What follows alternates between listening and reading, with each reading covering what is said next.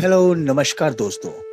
मैं हूं आपका अभिनय शुक्ला और आप देख रहे हैं हमारा YouTube channel tell a tale for you. कहते हैं प्रेम इंसान को राजा से फकीर और फकीर से अमर बना देता है।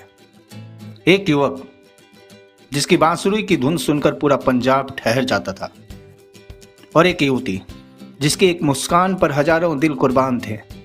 लेकिन जब उनके मिलन का समय आया तो समाज, परिवार और किस्मत तीनों उनके खिलाफ खड़े हो गए। आखिर कौन थे हीर और रांझा?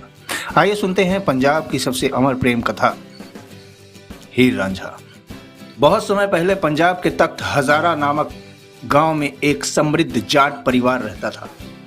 उसी परिवार में सबसे छोटे पुत्र का जन्म हुआ, जिसका नाम रखा गया धीदो रांझा।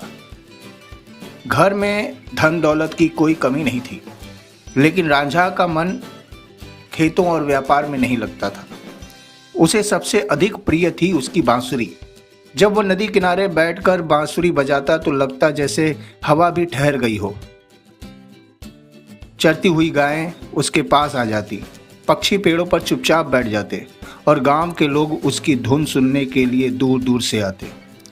लेकिन रांझा के भाई उसे निकम्मा समझते थे। पिता के निधन के बाद संपत्ति का बंटवारा हुआ। भाइयों ने उसके साथ अन्याय किया और उसे अपमानित करके घर से निकाल दिया। अपमान से आहत रांझा घर छोड़कर निकल पड़ा। कई दिनों तक भटकने के बाद जब वो झंग पहुंचा, झंग के मुखिया की बेटी थी हीर। हीर केवल सुंदर ही नहीं बल्कि साहसी, बुद्धिमान और दयालु भी थी। पूरे पंजाब में उसकी सुंदरता की चर्चा होती थी। जब हीर ने पहली बार नदी किनारे बैठे रांझा को बांसुरी बजाते देखा तो वो उसकी धुन में खो गई। रांझा ने भी पहली बार हीर को देखा तो उसकी आंखें उसी पर ठहर गई। यहीं से शुरू हुई एक ऐसी प्रेम कहानी जिसे सदियां भी मिटा न सकी। हीर ने अपने पिता से कहा कि ये युवक उनके पशुओं की देखभाल करेगा। अब रांझा दिन भर पशु चराता और शाम को बांसुरी बजाता। हीर अक्सर उसके लिए भोजन लेकर खेतों में पहुंच जाती। दोनों घंटों बातें करते। धीरे धीरे उनका प्रेम पूरे गांव में चर्चा का विषय बन गया। लेकिन हर प्रेम कहानी की तरह इस प्रेम कहानी का भी एक दुश्मन था।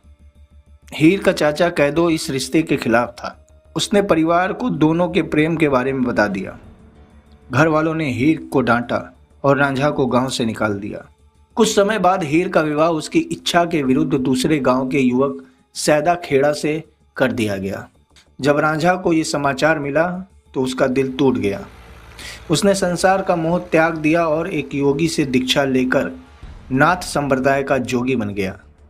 उसने कान छिदवाए, भगवा वस्त्र धारण किए और हाथ में एक कमंडल लेकर गांव गांव भटकने लगा। लेकिन उसके हृदय में हीर के लिए प्रेम कभी कम नहीं हुआ। वर्षों बाद वो जोगी बनकर हीर के गांव पहुंचा। हीर ने उसे पहचान लिया। दोनों की आंखों से आंसू बह निकले। उन्होंने फिर से साथ जीने का निर्णय लिया। काफी संघर्ष के बाद दोनों परिवार विवाह के लिए तैयार हो गए। पूरे पंजाब में खुशी की लहर दौड़ गई। लेकिन कैदों का मन अभी भी ईर्ष्या से भरा था। विवाह के दिन उसने हीर के भोजन में जहर मिला दिया। हीर ने जैसे ही वो भोजन खाया उसकी तबीयत बिगड़ने लगी। कुछ ही देर में उसने अंतिम सांस ले ली। जब रांझा को यह समाचार मिला तो वो दौड़ता हुआ हीर के पास पहुंचा। उसने हीर को अपनी बाहों में उठाया।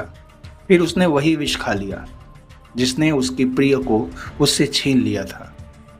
कुछ ही क्षणों बाद रांझा ने भी प्राण त्याग दिए। दोनों प्रेमी इस संसार से विदा हो गए, लेकिन उनकी प्रेम कहानी अमर हो गई। आज भी पंजाब की धरती पर जब कोई लोक गायक हीर गाता है तो लोग भावुक हो उठते हैं। उनकी प्रेम कथा ये संदेश देती है कि सच्चा प्रेम शरीर के साथ समाप्त नहीं होता, उस समय समाज और मृत्यु से भी बड़ा होता है। तो कैसी लगी दोस्तों आपको ये कहानी? कमेंट करना ना भूलें और हमारे चैनल को लाइक, सब्सक्राइब, शेयर करते जाइए। बेल आइकन को भी दबा दें। धन्यवाद। थैंक